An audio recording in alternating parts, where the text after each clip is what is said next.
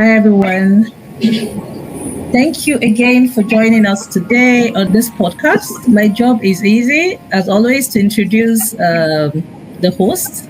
My name is Azukaego Chukwuelue, and I will tell us why we're here. We're here because of the conversations around entrepreneurship success in Africa. We're here because of M.O.V.E. Africa, or M.O.V.E. for Africa. What is M.O.V.E. for Africa? Before I talk about what is M.O.V.E. for Africa, I'd like to talk about the LinkedIn Live. Our host today is Dr. Paul Jilani. Dr. Paul Jilani is a seasoned procurement and global supply chain professional with over 15 years of experience in international experience in public and private procurement, supply chain management, government contracting, and institutional capacity building. He holds a DBA, a Doctor of Business Administration, in global supply chain management, and is a chartered member of the Chartered Institute of Procurement and Supply, UK, and the Chartered Institute of Logistics and Transport, UK. His expertise bridges strategic policy reform and operational procurement systems, with a proven track record in transforming procurement frameworks and delivering tailored capacity building programs for government and international organizations, and of course, development partners. So that's Dr. Paul, and that's our host today. Of course, alongside his practice, as you all know, he's the CEO of Nadhifu. Alongside his practice, he serves as an adjunct professor at several universities in the United States and in Kenya, teaching graduate and undergraduate courses in procurement, logistics, and operations management. He's a sought-after trainer and facilitator of professional certifications, delivering executive and technical programs to strengthen institutional capacity, promote procurement, governance, and build supply chain systems to support inclusive growth and sustainability. So I take the time to introduce Dr. Paul, our host, because the discussions today are around building effective supply chain systems for MSMEs. And the whole idea is to ensure that, or to have the right conversations.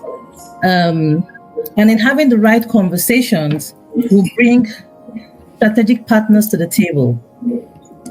Why are we here today? We're here because of the initiative M.O.V.E. for Africa. And so you ask, what is M.O.V.E. for Africa? Right.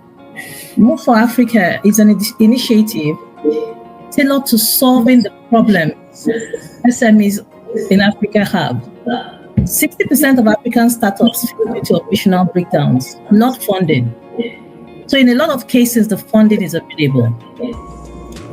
SMEs struggle to utilize funding adequately due to poor operational capacity. And this is driven by knowledge gaps in the supply chain. And of course, there is the issue of limited integration of supply chain finance and operational capacity. So that's the reason for M.O.V.E. for Africa. Our dream or the vision is that by 2030, we will have 100,000 African SMEs who are investor ready. So these SMEs don't just get funding, they multiply it. Investors will actively seek African businesses because they know these SMEs have the operational backbone to deliver consistent returns. That's why we're here. We're about making 100,000 African SMEs investor ready by 2030. We want to build SMEs with the operational capacity to utilize funding adequately and return investments consistently. And we're doing this by ensuring that we bridge the gap between the SMEs who need the capacity and the professionals and educational institutions who have the capacity. We alone can't develop Africa. We have to do it ourselves. There's no cavalry coming. So the earlier we start doing it, with the capacity we have in-house, that's our professionals, lending support to SMEs who are carrying the problems of the economy and who are developing the economy, the earlier we'll start growing as a continent. So with that, I leave the floor to Dr. Paul. Thank you. Thank you so much, Azuka, for the introduction, and also taking that opportunity to start us off. Allow me to welcome our viewers all over the world, and also our distinguished guest speakers. Thank you for joining today's live session. And our theme today's discussion is building investment-ready SMEs through operational excellence.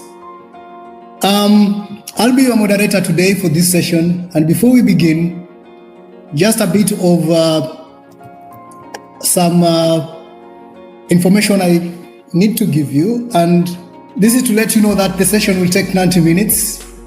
Please feel free to push your questions in the chat box throughout the live sessions. And I'll be sampling these questions for discussion and response to our distinguished speakers. And today we'll explore how operational excellence across supply chain, finance, strategy, and technology, how supply chain can make SMEs more attractive to investors and position them to sustainable growth. From a point of expertise, as a supply chain expert, SMEs have a challenge in managing supply chains.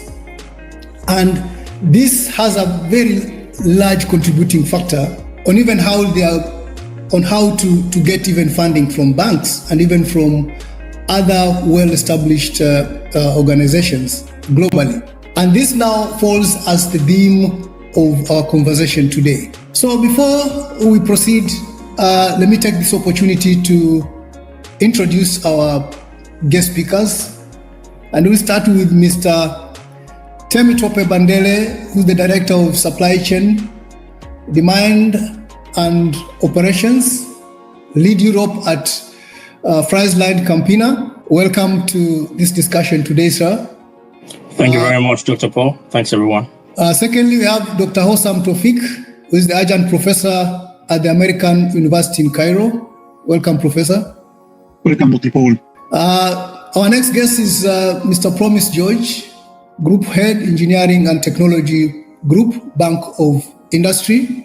Welcome, sir. And then we have Miss Folakemi Olayinka-Adefemi, Team Lead, Settlement and Reconciliation at Payaza. Welcome, ma'am. Good evening. Thank you. As we start, I would like to throw the first question to all our guest speakers, starting with Mr. Temi. When you hear the phrase investment-ready SMEs through operational excellence, what comes into your mind? You unmute yourself. Okay, sorry about that. Yeah, thank you very much. So when you hear that phrase investment-ready, you're talking about a state of comfort, right? A state of interest. You're also talking about SMEs really showing interest in coming to an establishment or an organization.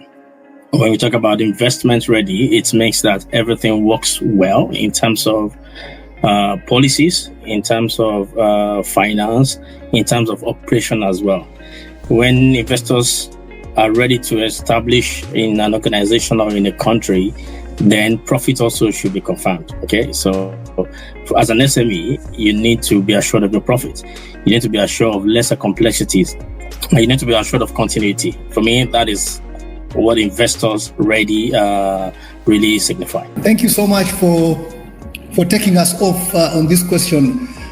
From a professional perspective, Dr. Hossam, especially you being a professor in the university, having an opportunity to coach and dispense knowledge to our future and even present SMEs in the market. What do you understand, or what can you tell us about this statement of investment-ready SMEs through operational excellence? Thank you, Dr. Battiani. First of all, we need to direct the perspective or the attention or the attention of the SME or the entrepreneur or the young businessman toward what is the main goal of the investors. Okay. Because wrongly, most of the entrepreneurs are focusing on presenting a fancy idea without any clear predictability or reliability for a business model. Okay, many young people have a lot of brilliant ideas, but they don't have any operational model. Okay. First of all, we need to shed the light or to grasp the attention of the young entrepreneur about that, what investor really looking for. Okay, if we can grasp their attention to focus what kind of language they need to speak with the investors. It's not about fancy ideas. It's about operational models. It's about feasibility studies, about business predictability, business reliability. It's all about business. It's not about ideas. Ideas cannot live longer without any strong business model and operational model in place. Dr. Paul. Thank you, Doctor. Coming to you, Promise, with your experience in the banking sector or maybe in the bank of industry, your role is so clear as the group head engineering and technology. You'll find that most of our SMEs, they come from that sector of engineering, value addition in form of engineering from even the ground level, especially in the African continent, and not only in the African continent, but globally. How is your feeling about this statement on investment-ready SMEs through operational excellence?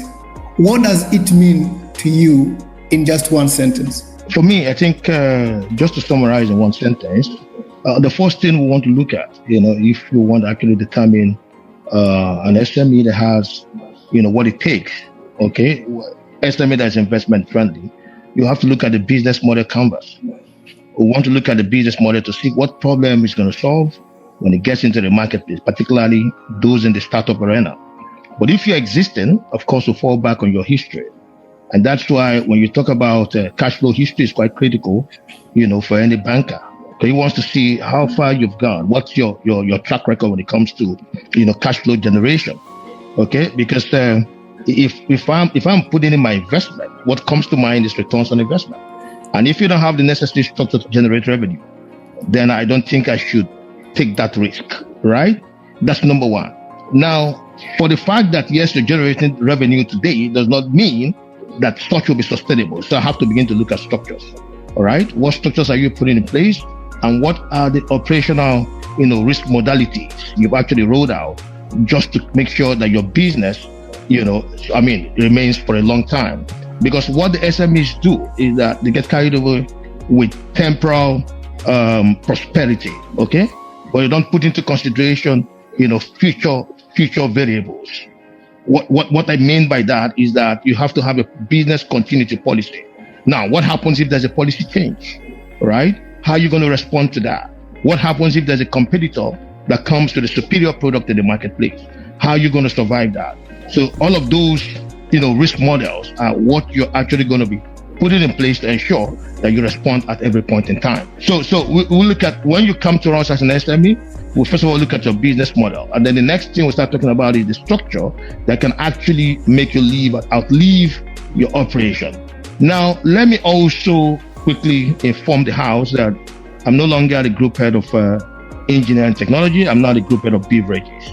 What I've come to realize in the last couple of weeks I took over is that most businesses that have survived decades are businesses that are foreign owned, right? I was discussing one of the companies that I met, a couple of days back, and the CEO told me that he's the fifth generation. That means the father, the great-grandfather transferred the business to his grandfather did the same. So the question is that what had kept that business, to this day? There must be something that they are doing right.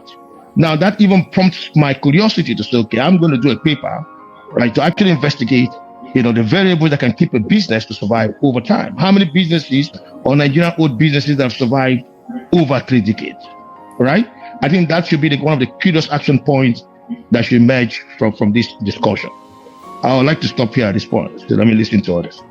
Thank you.